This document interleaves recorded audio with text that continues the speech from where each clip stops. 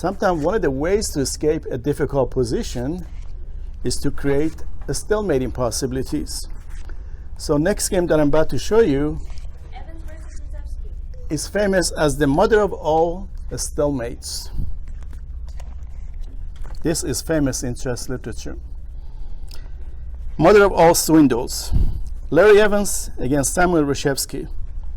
There are two Larry Evanses. One is an IM, one is a GM. This is the GM guy, Larry M. Evans. This was US Championship 1963-64 USA.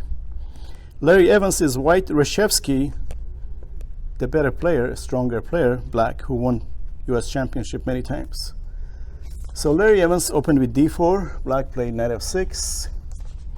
The opening is Nimzo Indian defense. c4, e6, knight c3, bishop b4.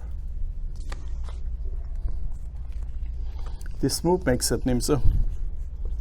So the standard continuation, there have been millions of games played in this variation. And the guy who came up with this and really popularized it was none other than Nimzowitsch himself.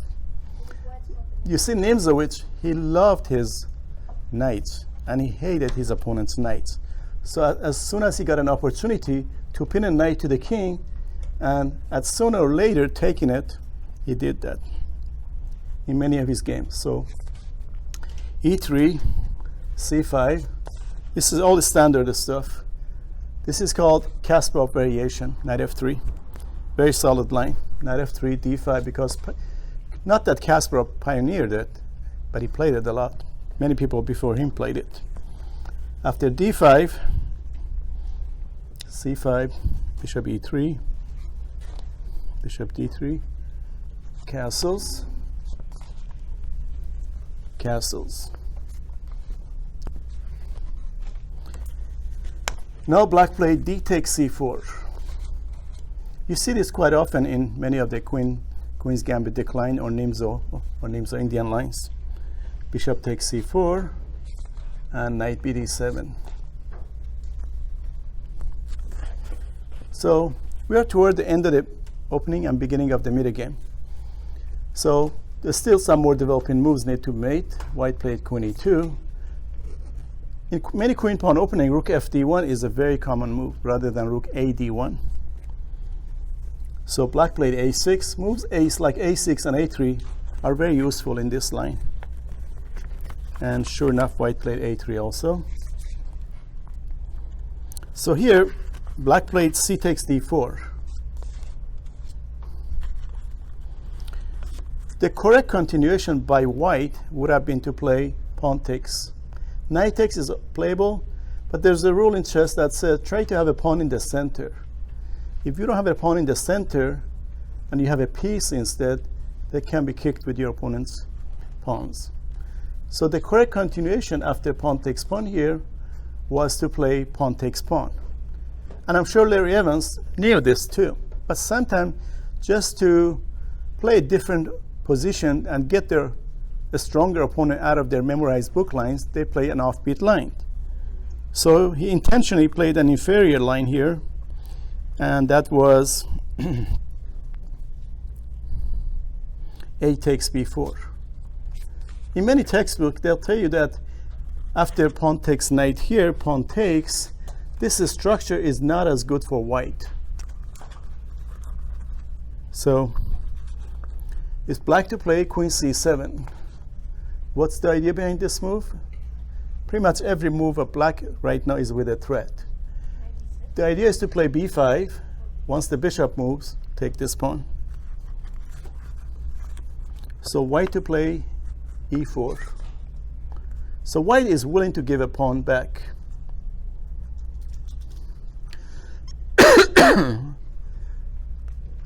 So, of course, had black played b5, white could have played, for example, bishop a2, and on queen takes pawn, bishop b2, and all of a sudden this bishop's bearing down on black's king side, and white has a great deal of momentum. So on e4, black decided to play e5. Now white guarded the pawn, bishop b2, and black played knight b6, and white played bishop b3. So we have made exactly 15 moves in this position. Usually towards the end of the opening and beginning of the metagame is when you do your planning in chess. In order to do planning, again, we have to go through the 5 factors of assessing a position first. So let's go through those real quick.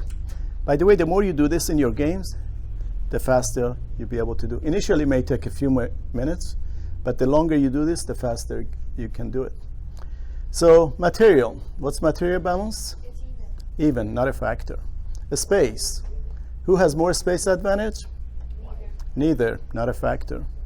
Pawn structure, 1 island, 2 islands for white, 1, 2 for black, equal, not a factor. Activity, whose pieces are more active? Roughly equal, again, not a factor. King safety, kings are both safe, not a factor. Those are the hardest positions to assess. Everything is equal. Nobody has any advantage. So you just have to play on a few more moves and see what happens. So black played bishop g4. It's white to play. White would love to play c4, c5, but he can't do it immediately because if he plays c4, black will take here. If he takes with the queen, black knight takes pawn, and knight is about to be defended with b5. So white played rook a5. Interesting move. One idea could be rook c5 and then c4. c4 is a very important move for white to give a scope to the bishops against black's king side. After rook a5, black played rook ac8, and he developed his only undeveloped piece. White to play, finally played c4. And of course, bishop takes, queen takes, and knight takes would fail to what? Rook c5, and after knight d2,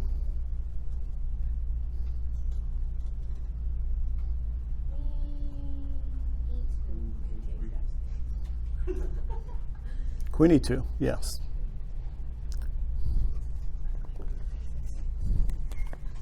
It's black to play, and black played knight bd7. So there is no risk of winning this pawn. There is no risk of attacking the rook with a pawn because of rook takes. So now it's a good time to put a question to this bishop to decide what he wants to do. And Reshevsky decided to take. Bishop takes, queen takes. Okay, now if we assess the position, there is one factor that is in white's favor, big time. What is that one factor? White has the bishop pair, or as their nickname is, killer bees. So black played rook fe8. White to play rook d1. Okay, now all the pieces are officially in the game. And now black really can't stand this rook over here, but there is no good way to kick the rook.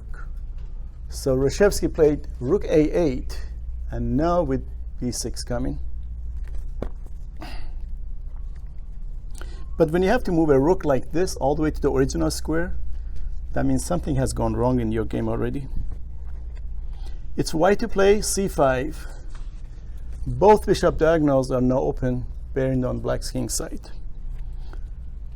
And black played rook a d8. Black changed his mind.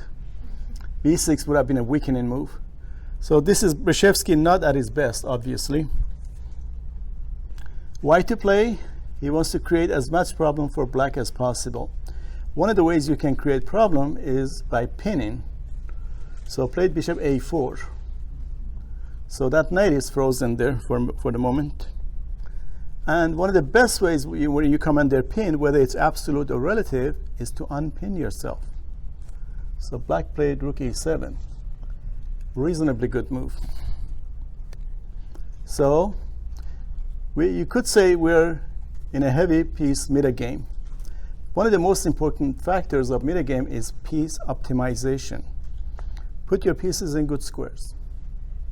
So can you find one for white here?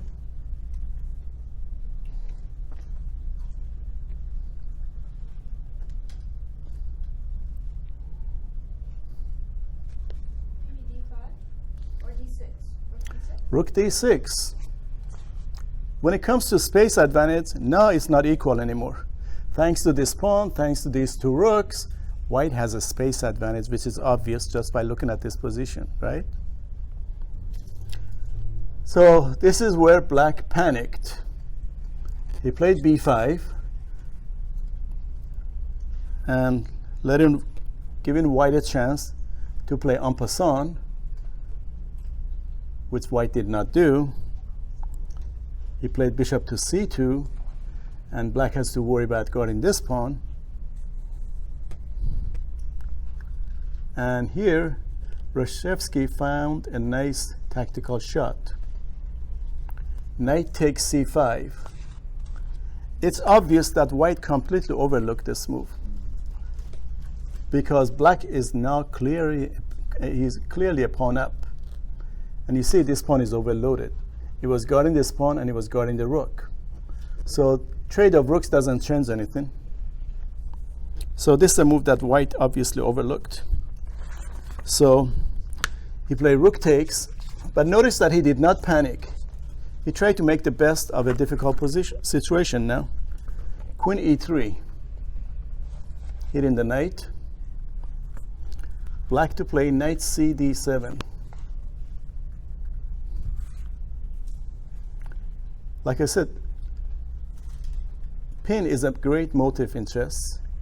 So white now played queen d3, create another pin, knight against queen, relative. And you should quickly unpin yourself. So black played queen b6 and guarding the a pawn. Why didn't you take the pawn on a6? Instead of queen d3? Yeah. Yes, he could have done that too. Yeah, he could have won that pawn. Of course, on rook takes, black may play queen c8, double attack. That's why. That's probably why. So, black played queen b6. Queen's on d3, thank you. Black played queen b6, and white has the pair of bishops, but his bishops don't have much scope. This bishop ideally belongs over here. Sometimes when you want to think about how to improve the position of your pieces, think of picking up your pieces and putting the most ideal squares on the board. Where does this bishop really belong? Over here, having an eye on both wings, beautiful square for it. So bishop c1. One of the points of bishop c1, of course, is to play bishop here, creating another pin. You see how the same theme is occurring? So black played h6, not only to prevent bishop g5, but also find a cubbyhole for the king to escape just in case. And sure enough, white played bishop e3, and black played queen b7, still guarding the a pawn. And in some lines, black may be hitting this one more time with the idea of knight b6 and knight here. So white played f3. So he created a beautiful chain over here, but at the same time kind of imprisoned this bishop. This bishop doesn't have much scope along this diagonal. Now he needs to bring it to b3 at some point. So black played knight b8, beautiful regrouping. He figured this knight's ideal square is over here to kick the rook and possibly going here at some point. It's white to play. This rook is obviously misplaced, so play rook a2, and black played rook d7, controlling the d file. Rooks belong to open files. If there are no open files available, half open files are the next best thing. So black followed that principle. Rook d7, and white to play queen a3. You see how both sides keep creating threats? What's the point of queen a3? It keeps the knight on b8. As soon as the knight comes out, queen takes pawn. So black played king h7. Before the action starts, before you start capturing and all that, it's a good idea to make all the usual safeguards, especially with your king. So king h7, and white did the same, king h2. Both kings are relatively safe. So it's not a factor anymore in our assessments. Black to play, piece optimization. Put your pieces in good squares with some kind of a threat. Queen c7, even though the bishop is guarded with the rook for now, usually it's a good idea to move your pieces off the attacking lines of your opponent's pieces. So white played bishop d3 with the idea of bishop e2. And two bishops next to each other, very powerful, control, beautiful diagonals. Black to play, knight h5. So the only obvious point of that move is to be able to play knight here. And of course, if white takes, pawn takes, this pawn gets closer to the king, and white will not have his good bishop. Why is this white's good bishop and not this one? Can anybody tell? Because of the central pawns. The bishop that is opposite color of your central pawn is your theoretical good bishop. And the bishop that is the same color as your central pawn is your theoretical bad or fair bishop. Okay, knight h5, black plate. Now white is controlling the c file. Obviously, rook is better placed here. Black retreated while creating a threat. So white to play, bishop f1. And black played rook d1. Black is gradually taking over the position. Usually, the closer the game gets towards the end game, the more obvious it becomes the difference between two players' strength. White to play. He could play bishop e2. He could play rook c1, which is what he did. And black moved the rook back to d6. So you see the point of black, what he did?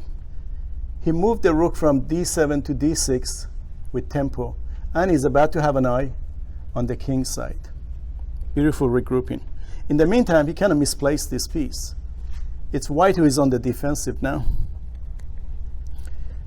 White played queen a2, creating another threat. What's his threat? F7 pawn. So black played queen f6. White to play rook c7. So black is under attack. What should he do? Knight e7. King g6, king g6 or king g8 are also playable, but if you can improve the position of one of your pieces and guard that pawn, that's even better. So black played knight d7. So white played rook a7. What's the idea behind this move?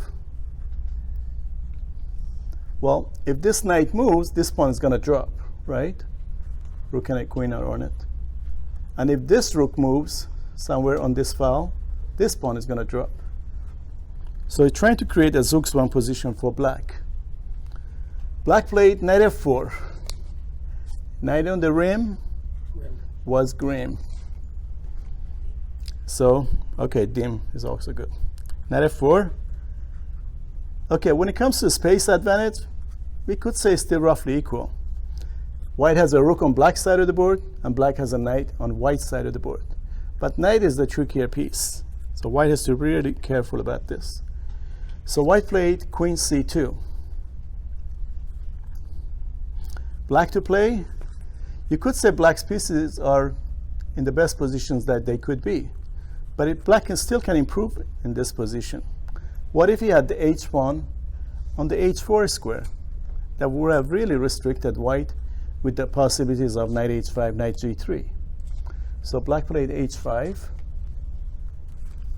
White to play queen c8. So what's the idea behind this move? Rook takes knight. He's hitting the knight twice now. So black to play. Sometimes one of the best way to defend something, counterattack. Rook d1. And the fireworks that starts from here. His bishop is under attack. So white figured, I can win this knight, and I'm going to give up the bishop. Why don't I win a pawn first, and then I win the knight? Looks like a good idea. There was something wrong with this one. Tactically, it's a good idea. Strategically, not a good idea because this knight is going to be really problematic, and g2 would be extremely weak to guard. So black, he could have captured here, but he played queen g5 first. What's the threat? There's a little thing called checkmate. So white played g3. Obvious and forced and good. Black to play. He saw some nice combination here. He took the bishop and he figured white's going to take the knight, which he did. And now it's black's move again. And momentum is everything in this game. Rook e1. Not only hitting the bishop, but is also threatening a deadly check. King to h or g1, queen takes. And white would be toast. So white is in a very difficult situation right now. So clearly white has been outplayed. Now he's trying to somehow swindle or trying to make the best of a bad position. So played rook f7. And sure enough, black played rook takes bishop. It's white to play. Yes, check was interesting too. But white played h4 now to drive the queen away. So when you come across moves like this, the first thing that comes to your mind is, oh, my queen is under attack. I have to move it. But then you think of Sush and Zook, in between moves. Rook check. White to play. White is lost. King h1, not king g1 because check and mate next. And sure enough, black played queen takes pawn. Mistake. How can such an obviously good-looking move be a mistake? There is something peculiar about this position. Very peculiar. Can anybody notice? Remember, white is not trying to win anymore. He's hoping to get a draw.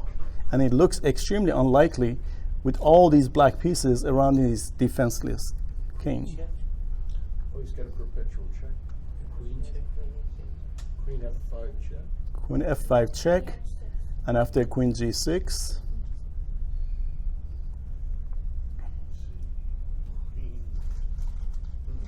Or knight g6 is probably even better because this mate is defenseless. None of the king or pawns have any moves. The peculiar thing about this position is that white king and none of white pawns can move. He only has two major pieces to move, and that means those guys could go on a suicidal mission. So, and this is something that Reshevsky completely overlooked when he played queen takes g3. So, white played queen g8 check, double exclam. Well, if king g6, queen takes pawn mate. If king h6, queen check, king g6, then mate. So, you might as well take the queen. And guess what was white's next move? I guess rook takes g7. That's right. Rook takes g7. But he wouldn't take the queen. He'd have to keep checking the king, right? Right. If black plays king f8, he's not going to take the queen. He could still lose. He's a piece down. So white just keeps on checking on the 7th rank, no matter where the king goes. Isn't that a nice way to escape a total absolute loss? So here's another idea that you can use in your games against your opponents if you get outplayed. That's a stalemate again, Right. If queen takes or king takes, on either capture, white has no moves. It's a famous theme, by the way. Queen on the knight 3 or bishop 2, the squares. There have been many beautiful puzzles as well as real games that use this theme, and somebody with sacrificed a couple of major pieces and create a stalemate situation. Reshevsky